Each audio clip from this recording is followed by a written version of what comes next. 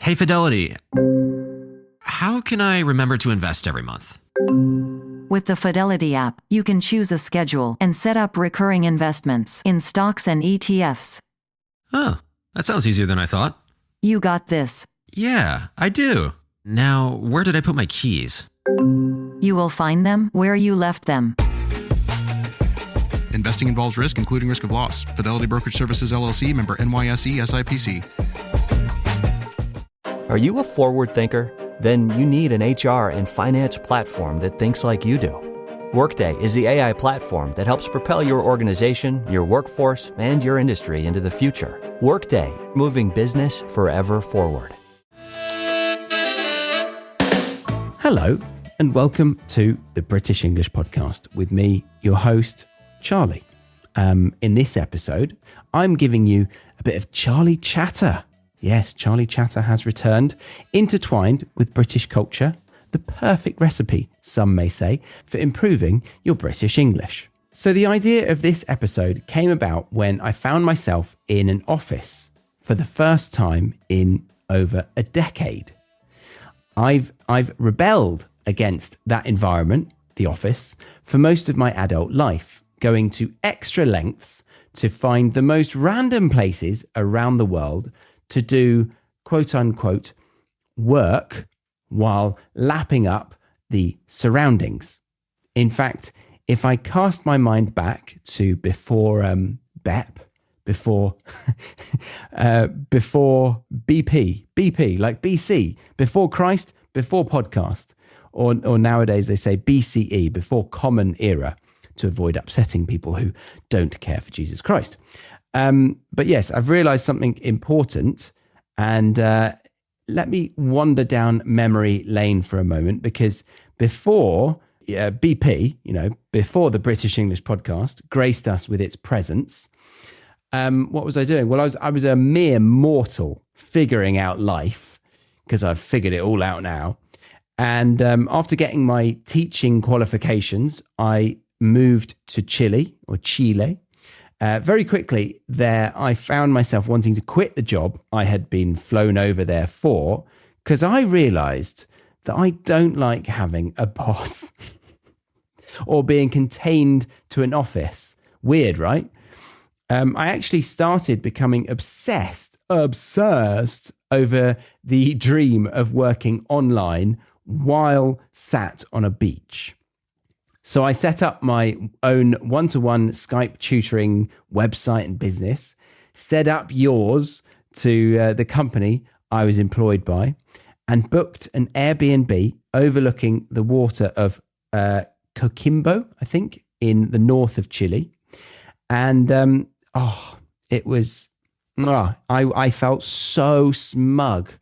I was having a delightful lesson with a student I really enjoyed conversing with, while the morning sun shone down on me, sitting on the porch of this Airbnb that overlooked the harbour or the docks of Coquimbo. Okay, I wasn't on the beach, but I was outdoors looking at a nice view of the sea. Sure, the computer screen was impossible to see.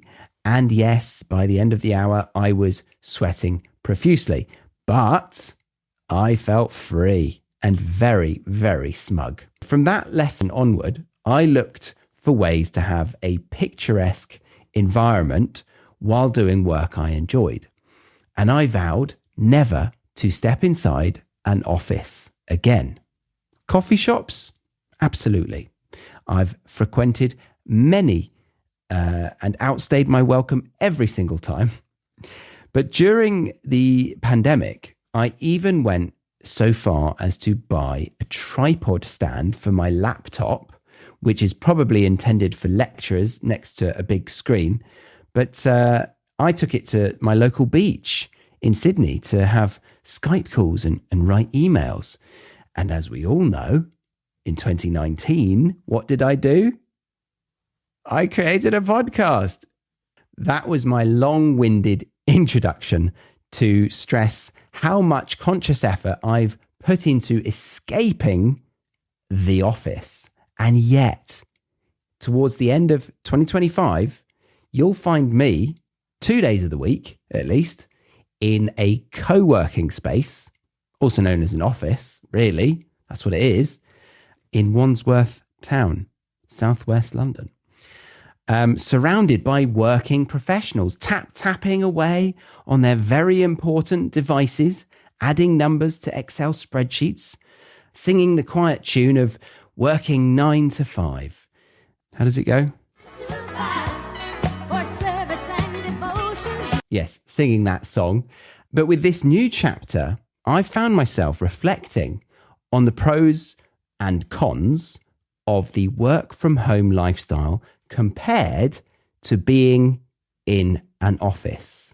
That is the theme of this episode, a work from home versus workplace battle. Which one wins? Well, keep listening to find out.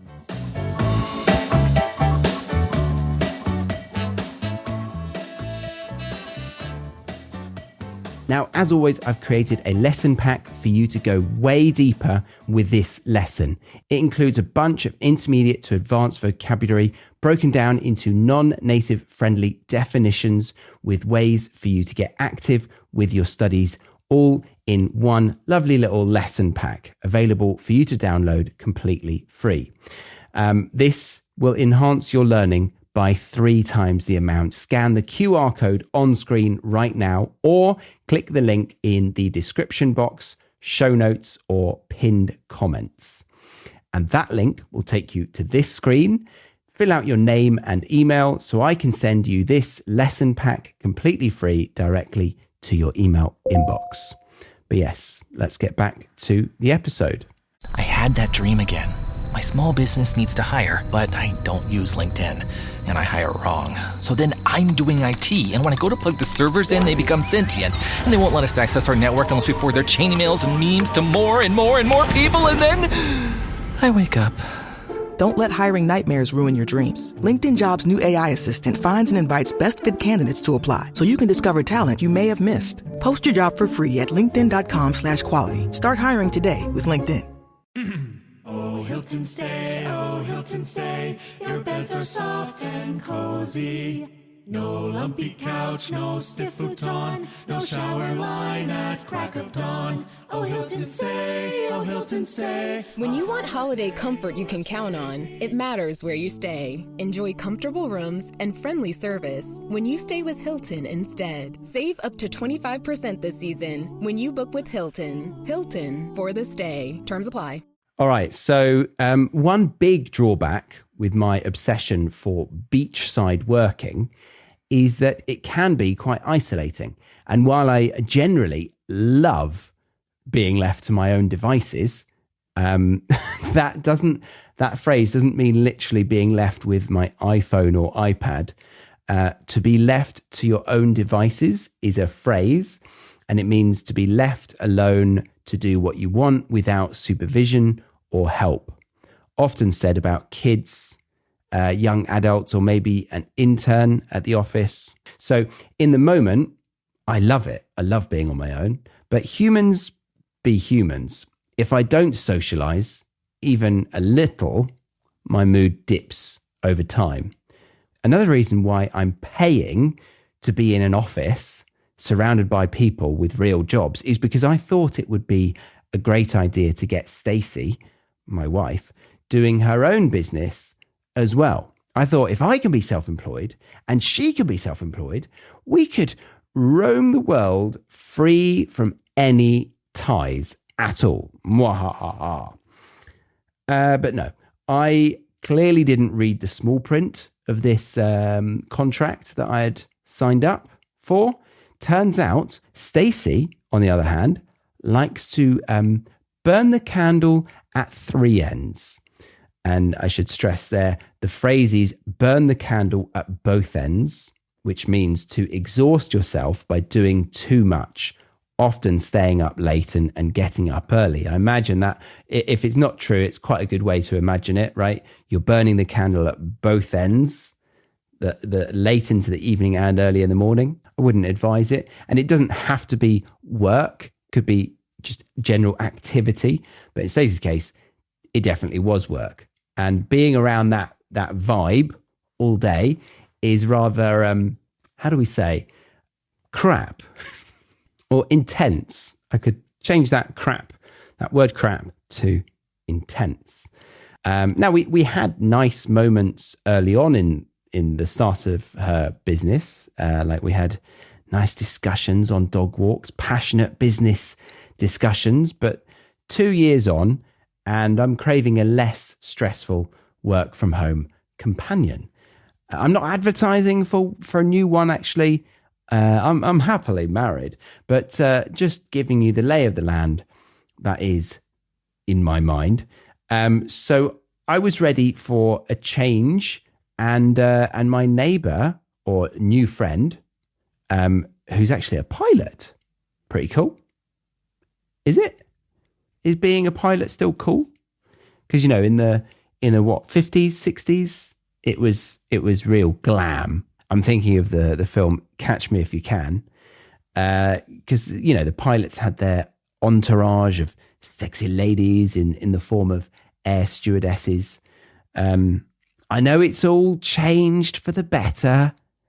Actually, it's almost flipped, just this context, because the last plane I was on, it was a female pilot and the cabin crew were mainly men, and men who might not find women all that interesting, if you know what I mean.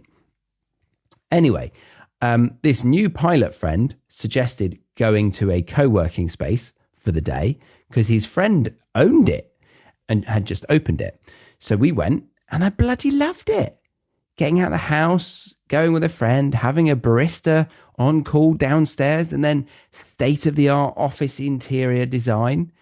No, it wasn't state-of-the-art. I shouldn't say that because that's like cutting-edge, forward-thinking or innovation.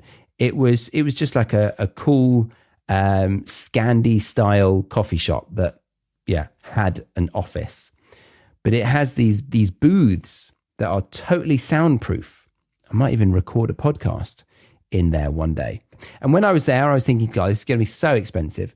But it wasn't. It was really reasonable. And I went back home to tell Stacey that I think she should go. Next day, she went. She loved it. And we thought, hang on, if we shared a membership that way, we'd never see each other again, Monday to Friday in 9 to 5 kind of slots. We do like each other, I promise. But one of us would be using the home office and one would be at the co-working space. Brilliant. So yes, I was very excited to sign up. Next day rolls round. It's pissing it down. And the day before I cycled there, but the next time it's pissing it down. Don't want to cycle. So I had to get a bus. Bus was late. Not a happy start. I didn't really think about the obvious problems that real life would throw at me.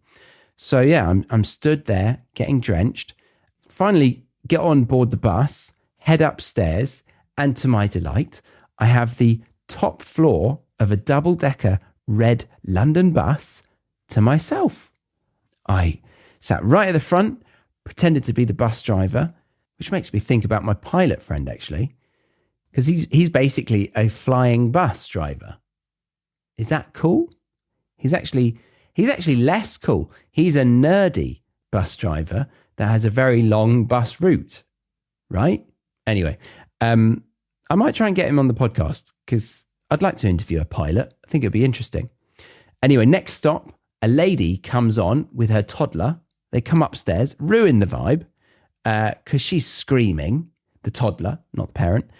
And then a horrendous stench fills my nostrils. I look around and the lady doth got her daughter's bottom out. Shit everywhere. Absolutely everywhere. I was appalled. And suddenly gone from, playing the bus driver, thinking I'm a pilot basically, to thinking I might die from not being able to breathe. Surprisingly, I survived the nappy-filled commute and noticed perhaps my first psychological benefit from an office. And it is rather akin to going to a gym. You see, a lot of people crave having a gym in their garage or equipment to use at home. But I have never seen this as attractive because I need a certain energy in a place to make me exercise. If no one is in the gym, I get very complacent. Yes, it's an extrinsic motivation, but it works for me. I work harder when I know other people around me are working hard. And if I was to not work hard, I'd feel like they are judging me for being lazy. And to move away from the weightlifting analogy, in an office, I actually feel like I'm more of a real person, one that might actually have a real business. I think if a psychologist were to pull me apart, the biggest realization would probably be that I carry this kind of unworthiness schema, this quiet belief that other people are the proper adults with proper jobs and I am somehow pretending. So being in an office helps me feel legitimate. It signals to my brain that I am allowed to be here and that I do deserve the same sense of structure and normality that everyone else seems to have. Is that a bit too deep? Bit over the top? Probably. So let's go back to some basics. Lunch. Let's talk about lunch. As an amateur anthropologist, that's my unworthiness schema kicking in again. I have loved spying on the nation at lunchtime recently to see where they go, what they do, and what they think is a good lunch. I've mentioned the meal deal before that the UK's population has become accustomed to, dare I say proud of. And I could dismiss it as a stupid marketing trick to make Brits eat badly, but I'm torn because I fucking love a sandwich. I've gone around the world and I can't help but think there is a time and a place for a sandwich that other nations, you're just missing out on. And that is lunchtime. Have a lovely sandwich. But yeah, to clarify, a meal deal is normally a sandwich, drink, and a packet of crisps or chocolate bar bundled into one set price that is inflating quicker than the housing market. And yet we are like moths to a flame when we see that big old red meal deal sticker. But yeah, outside of the sandwich world, I'm a little bit disgusted by how busy fast food chains are still. I mean, pre-office version of me, pre-office Charlie, would have assumed these places get peak footfall at the late hours in the evening after drinks have been consumed and inhibitions have been reduced. But no, people eat McDonald's on a regular basis at lunch. Outrageous. I'm sorry if you're one of them. So yeah, I've now taken to bringing lunch to work with me a few times. And that brings with it the office microwaving dilemma. What foods are acceptable to heat up and what foods are unequivocally, inexcusably not acceptable? The Who's down in Who Newville were making their list, but some didn't know Walmart has the best brands for their gifts. What about toys? Do they have brands kids have been wanting all year? Yep, Barbie, Tony's, and Lego. Gifts that will make them all cheer. Do you mean they have all the brands I adore? They have Nintendo, Nespresso, Apple, and more. What about... So the Who answered questions from friends till they were blue. Each one listened and shouted, from Walmart? Who knew? Shop gifts from top brands for everyone on your list in the Walmart app. As a contractor, I don't pay for materials I don't use. So why would I pay for stuff I don't need in my mobile plan? That's why my Biz plan from Verizon Business is so perfect. Now I can choose exactly what I want, and I only pay for what I need. Right now, with my Biz plan, get our best price, as low as $25 a line. Visit Verizon.com/business to get started today. New lines only. Price per month with 5+ lines. Includes auto pay and paper-free billing and promotional discount. Taxes, fees, economic adjustment charge. Applicable add-ons, prices, and terms apply. Guarantee applies to base monthly rate and stated discounts only. Add-on prices additional. Offers in January 5th, 2026. In my less than humble opinion, fish, eggs, and curry, those are not allowed. Too smelly. They are too smelly for a Brit to bring to the office.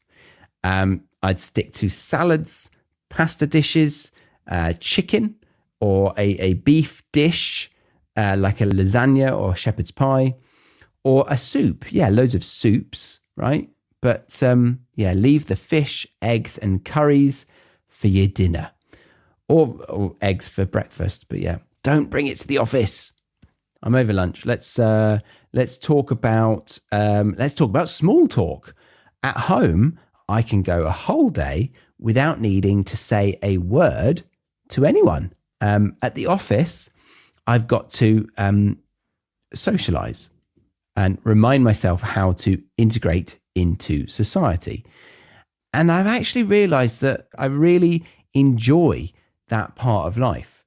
And I think what made me think I might not be missing it was hearing how so many of my friends were being stuck next to really annoying team members in the companies that they worked for. But yeah, small talk with people that you can get away from, I like that. I think it's really nice and healthy. And on the first week of joining this co-working space, they did a social event. It was a bit weird, but we carved pumpkins. It was Halloween that night. And I met a couple of people that led to unexpected conversations. And this, again, is a perk I rarely appreciate. The spontaneous or unplanned moments of the day that pop up when you interact with the real world. It's really, really small moments, but take them all away for a long time. And I think it sterilizes your existence too much. So yeah, I think that's a nice thing about working from an office. And as the weeks went on, I also started to appreciate the habits that were forming around the structure that a commute and office are giving me. Because when you have access to your workspace 24/7 at home, it's much easier to just dabble with work whenever you feel like it or whenever you need to. And while that's nice in some ways, from seeing both perspectives, I think it's more healthy to have the structure in place, even if we don't consciously think we actually like it.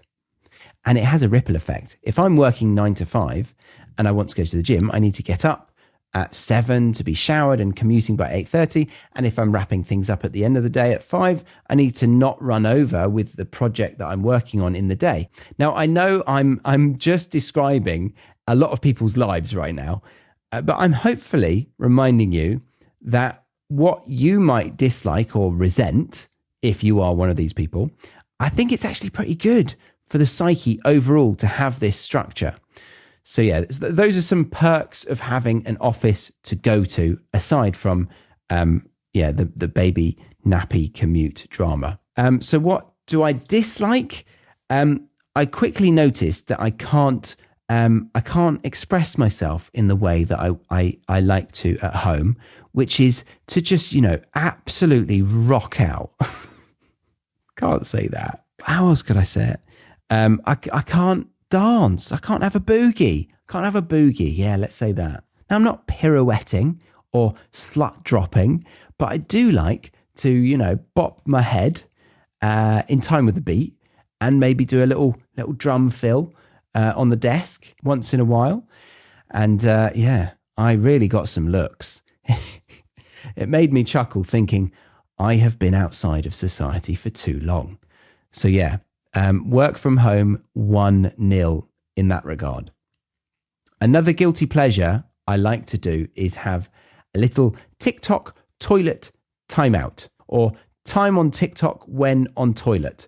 But I am now concerned I'm becoming known as the slow pooer of the office. So I've got to get rid of that habit. And that's a guilty pleasure that I'm being robbed of. You could argue that it's actually healthy to get rid of it though, of course.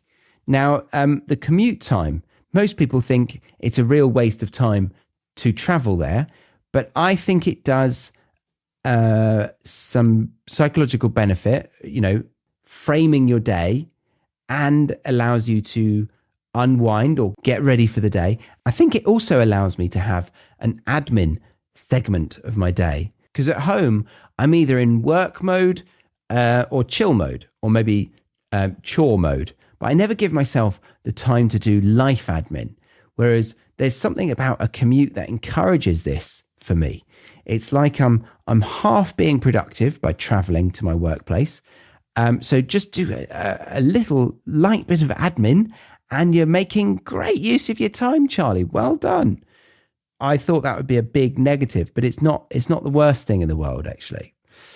But yeah, this episode is going longer than I had anticipated. So what else should I be listing? I'm more likely to get a cold or catch a bug that's going around, although I think it's probably wise to keep the immune system active. Another thing, a few coffees and lunches out and about tot up, don't they? £4 here, £5 there, another £2 or £3 there. And before you know it, you've hemorrhaged over 200 quid throughout the month. I suppose I haven't really done this very fairly, this versus thing, because I haven't actually mentioned the cons of work from home exclusively. Let's see. I mean, distractions. There's loads of distractions at home, right? Needing to do the washing, the dishes, walking the dog, accepting all the fucking Amazon orders that all of my neighbors are ordering and I'm the only person home on the street. All of those things take me out of that flow state if I ever achieve it. Oh, another one, not work from home. So a con of an office is loud office workers talking on the phone. I mean, my solution is just to pop on headphones and do some air drumming to some banging tunes. But I know some people find it very, very hard to get over that one. So that's a big negative, isn't it? But last thing I'd like to mention is office politics. That shit is annoying. But then you do get to have fun hearing the gossip. So no clear winner? Actually, no. The absolute best by a long shot is balance. And for me, right now, having Monday, Wednesday, Friday at home and Tuesday and Thursday at the office is just the best. And I'm much, much happier for it. And I know you may have gone through this journey after COVID, going back to work. Yeah, so you probably experienced these changes 5 years ago. And while this could come across as idiotic and a waste of your time, I think it might be a nice reminder for you that life isn't so bad in an office. Or, I mean, the ideal, if you've got 2 or 3 days a week in the office, I think that's really, really, really healthy. Because I've got a friend who really complains about going into the office 3 times a week. And I just disagree. I think it is really, really a nice thing, a nice luxury. And you know what I get to do at the end of the day? I come home, or Stacey comes home, and we excitedly say, "How was your day?" Because we don't know. We didn't sit there next to each other for the entirety of the day. So yes, a healthy marriage needs time apart. Or as they say, absence makes the heart grow fonder. All right, so that was the ramblings of a madman who decided to change up his work-life balance a little. And in and amongst that was a huge amount of intermediate to advanced vocabulary. And I hope you enjoyed it. And to make the most of this episode, you'll want to go and get that free lesson pack available by scanning the QR code on screen right now or clicking the link in the description box, the show notes, or the pinned comments.